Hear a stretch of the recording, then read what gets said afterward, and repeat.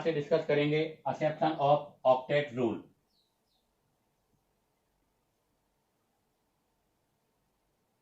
Exception of octet rule. बेटा octet rule के कौन कौन से एक्सेप्शन है, अर्थात वो मॉलिक्यूल जो ऑक्टेट रूल का फॉलो नहीं करते, अर्थात जिनके आउटर मोस्ट शेल में 8 इलेक्ट्रॉन नहीं होते। तो इसके अंदर भी हम क्लास करते हैं। तो उसमें सबसे पहला आपका जो है, तो सबसे पहला हो गया बेटा इनकम्प्लीट ऑक्टेट। इनकम्प्लीट ऑक्टेट से मतलब हो गया जिसके आउटर मोस्ट शेल में 8 इलेक्ट्रॉन से कम होते हैं। तो इसको हम बोलेंगे कॉन्ट्रैक्शन ऑफ ऑक्टेट। इसको हम बोल सकते हैं कॉन्ट्रैक्शन ऑफ ऑक्टेट, अर्थात ऑक्टेट से कम इलेक्ट्रॉन होते हैं। और अगर कम होंगे तो इसको हम बोल सकते हैं बेटा इलेक्ट्रॉन डेफिशिएंट मॉलिक्यूल। वो मॉलिक्यूल जो इलेक्ट्रॉन डेफिशिएंट होते हैं, अर्थात जिनके पास 8 इलेक्ट्रॉन नहीं होते हैं। तो इसका मतलब हम लिखेंगे लेस देन 8 इलेक्ट्रॉन, अर्थात यहां पर आपका जो सेंट्रल एटम है उसके आउटर मोस्ट शेल में कितने इलेक्ट्रॉन होंगे बेटा, 8 से कम इलेक्ट्रॉन होंगे। तो यहां पर मेरे लिए पॉइंट जो है इंपॉर्टेंट पॉइंट वो है कि less than 8 electron in outer most shell of central atom, अर्थात आपका जो भी सेंट्रल एटम है उसके आउटर मोस्ट शेल में 8 इलेक्ट्रॉन से कम होते हैं। और अगर 8 इलेक्ट्रॉन से कम होंगे तो इनको हम बोलते हैं बेटा हाइपोवैलेंट। क्या बोलते हैं, हाइपोवैलेंट स्पीशीज या हाइपोवैलेंट मॉलिक्यूल। हाइपोवैलेंट, हाइपो का मतलब हो गया बेटा कम और वैलेंट का मतलब हो गया वैलेंसी, अर्थात जिनके पास 8 इलेक्ट्रॉन से कम होते हैं उनको हम हाइपोवैलेंट बोलते हैं। और इनके अंदर जनरली अगर हम बात करें तो वो आते हैं हैलाइड ऑफ ग्रुप 13 या थर्ड ए या ग्रुप 13 के जो हैलाइड्स होते हैं वो बेटा हाइपोवैलेंट है और वो सब आपके इनकम्प्लीट ऑक्टेट का फॉलो करते हैं। इसमें भी अगर मैं एग्जांपल की बात करूं तो आप देखिएगा ग्रुप नंबर 13 के अंदर है, तो सबसे पहले मैं ले रहा हूं इसके अंदर आपका BX3 बोरोन के साथ। अब देखो यहाँ पर X क्या क्या हो सकता है, फ्लोरीन हो सकता है, क्लोरीन हो सकता है, ब्रोमीन हो सकता है, आयोडीन हो सकता है, हाइड्रोजन हो सकता है, कोई भी मिथाइल हो सकता है, OH हो सकता है। इनमें से कुछ भी हम रख सकते हैं। ये सब आपके इलेक्ट्रॉन डेफिशिएंट होते हैं।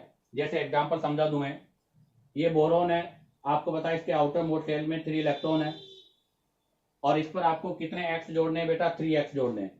तो अब आप जरा देखो जब इसे 3x कंबाइन होंगे तो इसके आउटर मोस्ट शेल में 2 2 2 ओनली 6 इलेक्ट्रॉन होते हैं और 6 इलेक्ट्रॉन होने की वजह से बेटा ये इलेक्ट्रॉन डेफिशिएंट होते हैं। इसी में सेकंड आ जाएगा बोरोन के बाद में बेटा एल्यूमिनियम। एल्यूमिनियम में भी X3 जहां पर X बराबर, यहां फ्लोरीन नहीं होगा, ध्यान दे, chlorine, bromine, iodine, hydrogen, methyl, ethyl, OH कोई भी हो सकता है। और बेटा इन सबके भी आउटर मोस्ट शेल में कितने इलेक्ट्रॉन होते हैं, 6 इलेक्ट्रॉन होते हैं, इसलिए दोनों इलेक्ट्रॉन डेफिशिएंट है। और बेटा ये जितने भी आपने कंपाउंड बनाए हैं ये सब आपके कौन से कंपाउंड है बेटा, कोवेलेंट कंपाउंड है, जो क्या करेंगे, शेयरिंग ऑफ इलेक्ट्रॉन करेंगे। इन सब के अंदर क्या होगा, शेयरिंग ऑफ इलेक्ट्रॉन के वाया बॉन्ड का फॉर्मेशन होगा।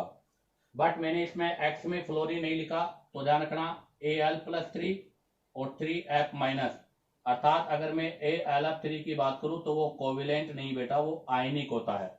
क्यों, क्योंकि फ्लोरीन का En बहुत ज्यादा है और एल्यूमिनियम मेटल्स है, इसलिए इनके बीच में जो बॉन्डिंग होगी वो आपकी आयनिक होगी। और अगर हम बात करें नेक्स्ट नंबर 3, तो नंबर 3 में मैं ले लेता हूं बेटा बेरिलियम, जो कि ऑक्टेट रूल का फॉलो नहीं करता, तो BeX2। जहां पर मैं X की वैल्यू की बात करूं तो फ्लोरीन हो सकता है, क्लोरीन हो सकता है, ब्रोमीन हो सकता है, आयोडीन हो सकता है, कोई भी H हो सकता है और कोई भी मिथाइल हो सकता है।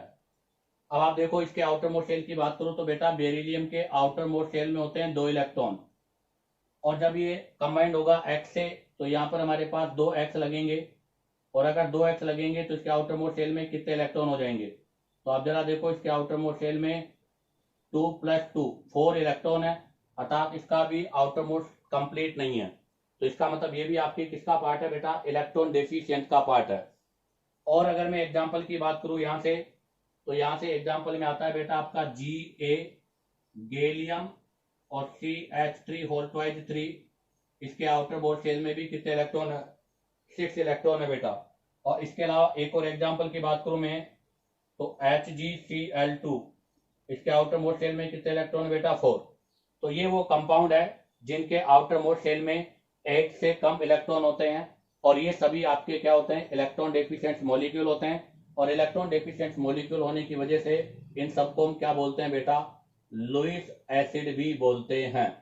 इसी के साथ आपका ये एक्सेप्शन का फर्स्ट पॉइंट कंप्लीट होता है। अब आप चाहो तो यहाँ से इसका स्क्रीनशॉट ले लीजिएगा। अब हम यहाँ से सेकंड पॉइंट के बारे में डिस्कस करेंगे। तो देखिएगा अब डिस्कस करेंगे यहाँ से सेकंड एक्सेप्शन। तो सेकंड एक्सेप्शन में आपका आता है इलेक्ट्रॉन रिचर कंपाउंड जिनके पास इलेक्ट्रॉन ज्यादा होते हैं, या इनको हम ऐसे भी बोल सकते हैं एक्सपेंशन ऑफ ऑक्टेट, अर्थात ये अपने आउटर मोस्ट शेल में 8 से ज्यादा रखते हैं।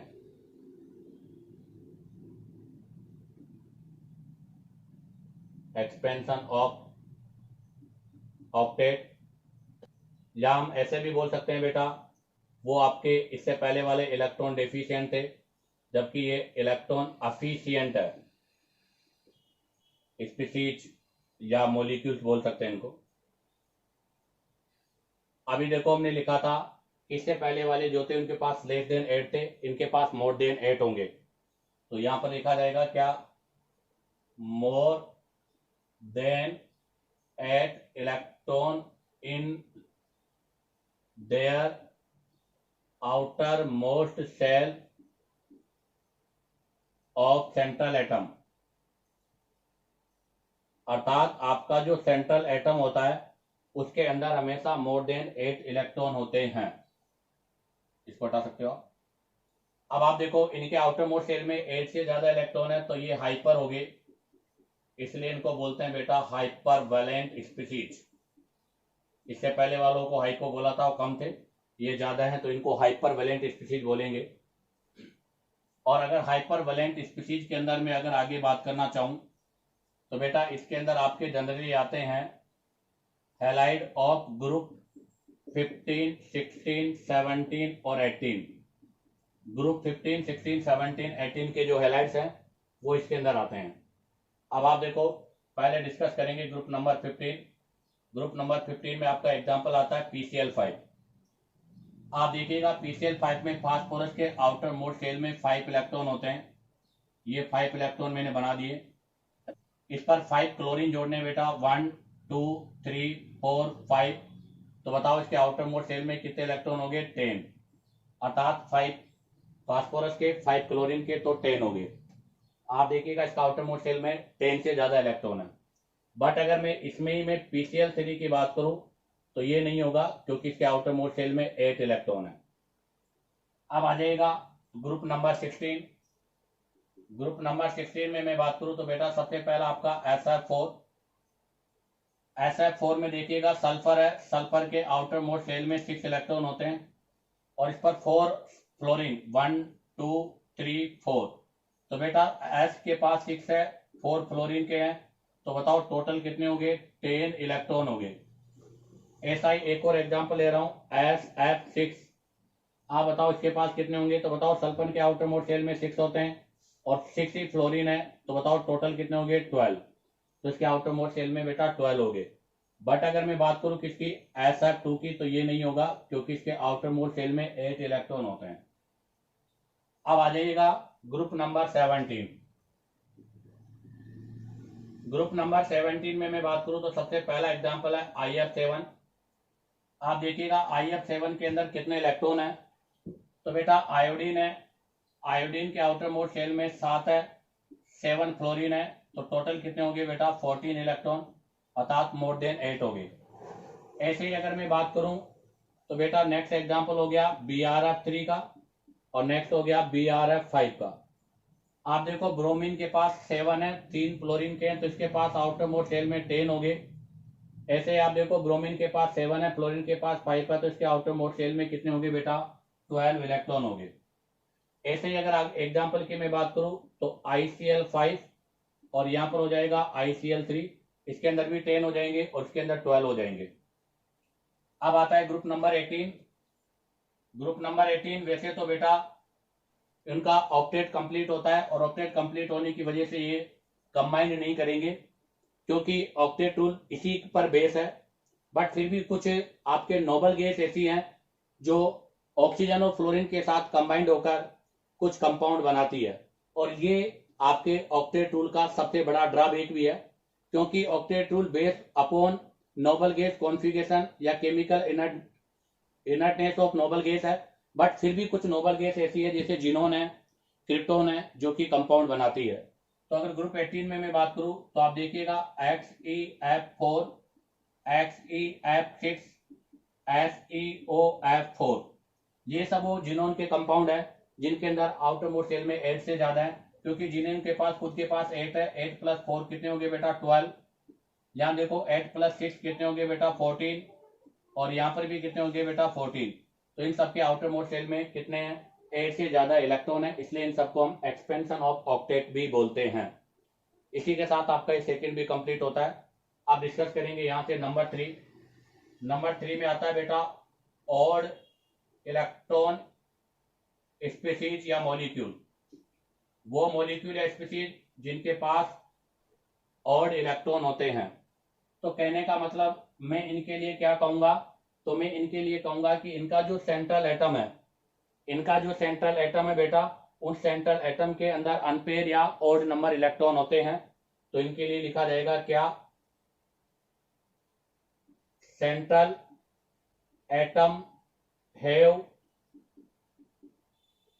अनपेयर इलेक्ट्रॉन और ऑड नंबर ऑफ इलेक्ट्रॉन। या तो इनके सेंट्रल एटम पर क्या होगा, अनपेयर इलेक्ट्रॉन होगा, और अनपेयर इलेक्ट्रॉन नहीं होगा तो बेटा क्या होगा, ऑड नंबर ऑफ इलेक्ट्रॉन होगा।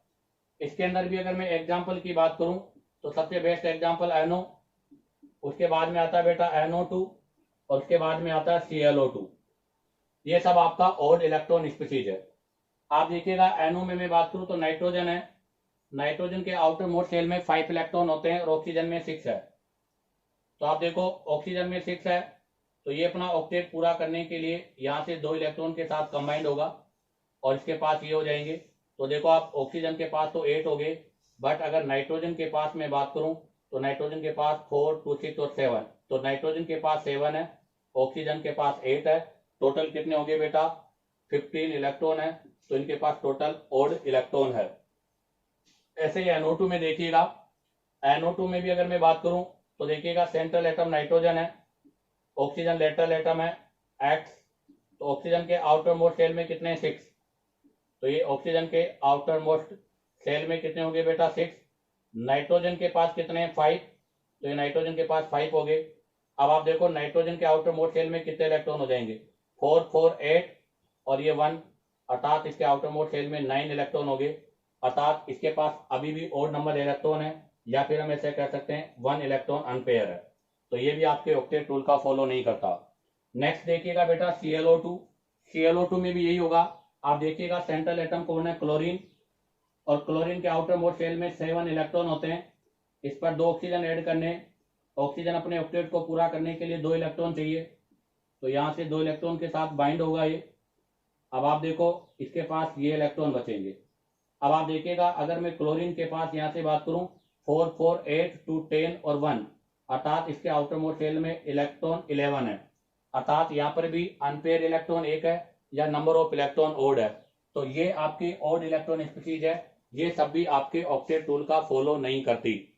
हाँ, इसके अंदर एक पॉइंट रह गया, वो भी मैं क्लियर कर दूं कि बेटा इलेक्ट्रॉन रिच स्पीसीज या एक्सपेंशन जो ऑक्टेट वाले होते हैं, केवल वही स्पीसीज होती है जिनके पास वैकेंट डी ऑर्बिटल होता है। तो इसके लिए एक इंपॉर्टेंट पॉइंट है, वो लिख लीजिएगा आप लोग, vacant D orbital contain element. अर्थात जिसके पास वैकेंट डी ऑर्बिटल होता है वही हमेशा इलेक्ट्रॉन रिचर कंपाउंड वाला या एक्सपेंशन ऑफ ऑक्टेट का फॉलो करते हैं। और ऐसे एलिमेंट कौन से होते हैं बेटा, तो ये होते हैं आपके after third period, after third period या फिर थर्ड पीरियड, या तो वो थर्ड पीरियड का एलिमेंट होगा या फिर बेटा आफ्टर थर्ड पीरियड एलिमेंट होगा, क्योंकि थर्ड पीरियड का एलिमेंट होता है उसके पास भी वैकेंट डी ऑर्बिटल होता है, और आफ्टर थर्ड पीरियड के बाद जितने भी एलिमेंट है उन सबके पास वैकेंट डी ऑर्बिटल है, और वो सब अपनी वैलेंसी को एक्सपेंड कर सकते हैं। इसलिए ध्यान रखना इसके अंदर ये कंडीशन कंपलसरी है कि वैकेंट डी ऑर्बिटल के साथ साथ वो एलिमेंट आपका या वो जो सेंट्रल एटम है या तो थर्ड पीरियड का हो या फिर वो आफ्टर थर्ड पीरियड का हो। अब आप चाहो तो यहाँ से इसका स्क्रीनशॉट ले लीजिएगा। अब हम यहाँ से नेक्स्ट नंबर पॉइंट 4 के बारे में डिस्कस करेंगे। तो देखिएगा अब हम डिस्कस करेंगे 4 नंबर का सेक्शन। तो नंबर 4, और नंबर 4 में आता है स्यूडो इनर्ट गैस कॉन्फ़िगरेशन, अर्थात स्यूडो इनर्ट गैस कॉन्फ़िगरेशन।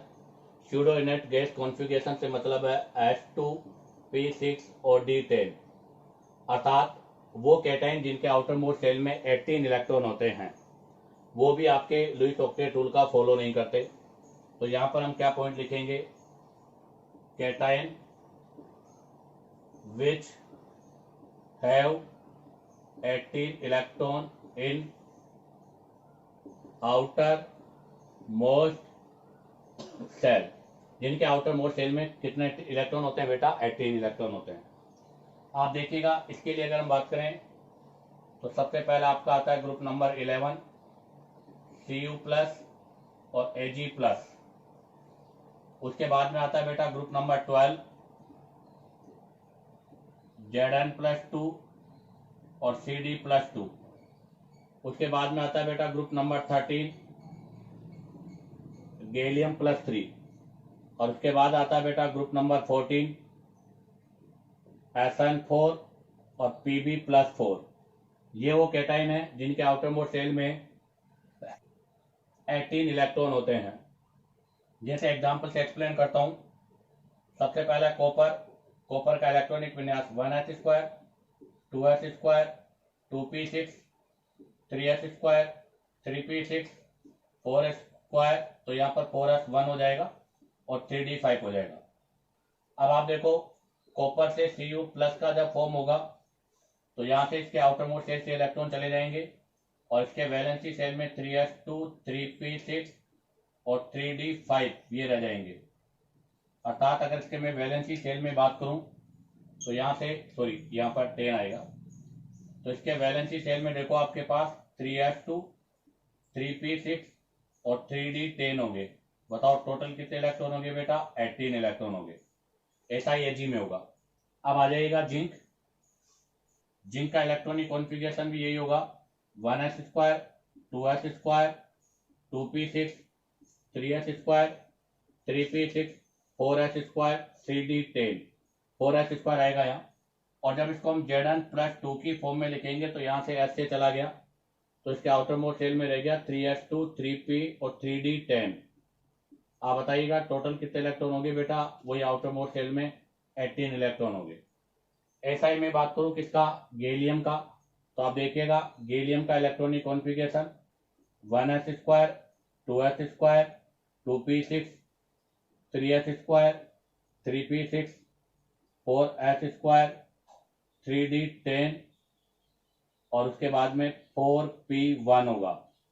यहाँ से +3 है तो 2s से और एक p से चला जाएगा, तो इसके आउटर मोस्ट सेल में क्या रह जाएगा, तो इसके आउटर मोस्ट सेल में देखो 3s2 3p6 और 3d10, अर्थात वही टोटल 18 इलेक्ट्रॉन हो गए। तो ये सब वो कैटाइन है जिनके आउटर मोस्ट सेल में 18 इलेक्ट्रॉन है, अर्थात ये सब स्यूडो इनर्ट गैस कॉन्फ़िगरेशन है, और ये सब भी आपके ऑक्टेट रूल का फॉलो नहीं करते क्योंकि इनके आउटर मोस्ट सेल में 8 नहीं 18 इलेक्ट्रॉन है। उसके बाद में आता है नंबर 5। नंबर 5 में आता है बेटा आपका ट्रांसिजन मेटल आयन, और ट्रांसिजन मेटल आयन से मतलब हो गया D block element. D block element किसको छोड़कर, ग्रुप 12 को छोड़कर, क्योंकि ग्रुप 12 के एलिमेंट को हम ट्रांसिजन एलिमेंट्स नहीं बोलते क्योंकि उनकी आयनिक और एटॉमिक फॉर्म में D10 कंप्लीट होता है। अब अगर ट्रांसिजन मेटल आयन में बात करूं मैं तो इनके जो कैटायन होते हैं उनके अंदर इलेक्ट्रॉन जो है वो 8 से तो मोर होते हैं और 18 से लेस होते हैं। तो यहाँ पर क्या पॉइंट लिखा जाएगा, जैसे यहाँ लिखा था वैसे यहाँ लिखा जाएगा cation which have electron between 9 to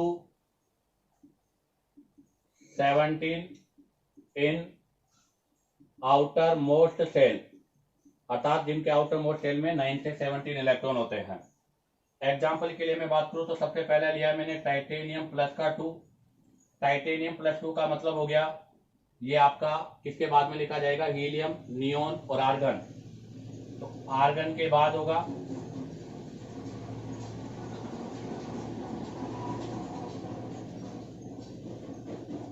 और आर्गन के बाद में बेटा 4s2 और 3d स्कैंडियम टाइटेनियम D2 होगा।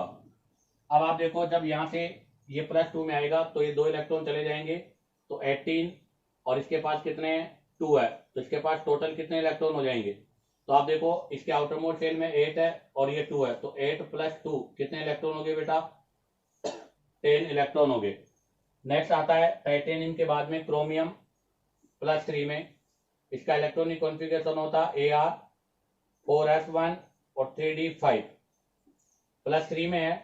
+3 का मतलब एक यहां से जाएगा और 2 यहां से जाएंगे तो यहाँ आपके पास क्या बच जाएगा 3d3 बच जाएगा।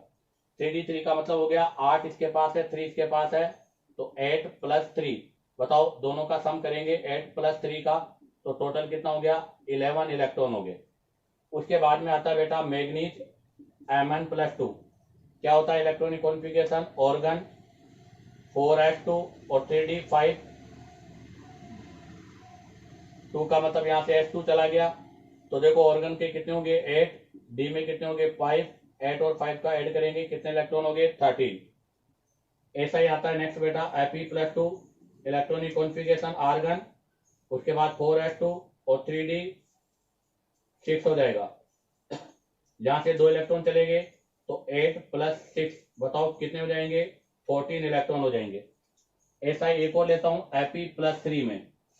Fe+3 में भी देखो आप ऑर्गन 4s2 3d6 है 3 गए तो 1 डी से जाएगा 2 एस से जाएंगे तो यहाँ पर 3d5 बच जाएगा तो इसके आउटर मोस्ट सेल में कितने इलेक्ट्रॉन हो जाएंगे 13।